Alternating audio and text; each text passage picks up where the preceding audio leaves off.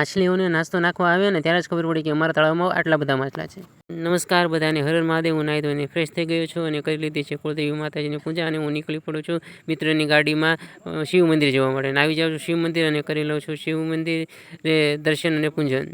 દર્શન અને પૂજન કર્યા બાદ હું આવી જાઉં છું ભૂદેવ પાસે અને કરાવી લઉં છું ચંદનનું તિલક. શિવ મંદિરેથી સીધો આવી જાઉં છું કારખાને અને આવીને કરવા માંડું છું ટેબલની સાફ સફાઈ. અને ટેબલની સાફ સફાઈ કર્યા બાદ ટેબલ ઉપર મારી દઉં છું પોતું અને પોતું માર્યા બાદ હું કરવા માંડું છું મારું ડેઇલી રૂટીન કામ, જે ડાયમંડને દોરી મારવાનું છે તે. આ છે અમારા શેઠ અને આ છે અમારા સંજયભાઈ. તેઓને હીરા લખવામાં કંઈક ભૂલ હતી તો તેઓ હીરાનું હિસાબ કરાવી રહ્યા હતા.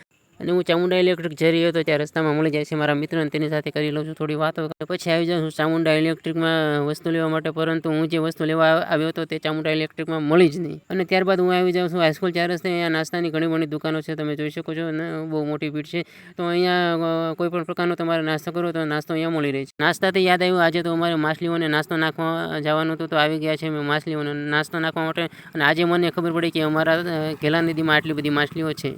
સાંજના વાગી ગયા હતા 7:30 અને મારા ભત્રીજા અને ભત્રીજીઓ જો અહીંયા મજાની ક્રિકેટ રમી હતા.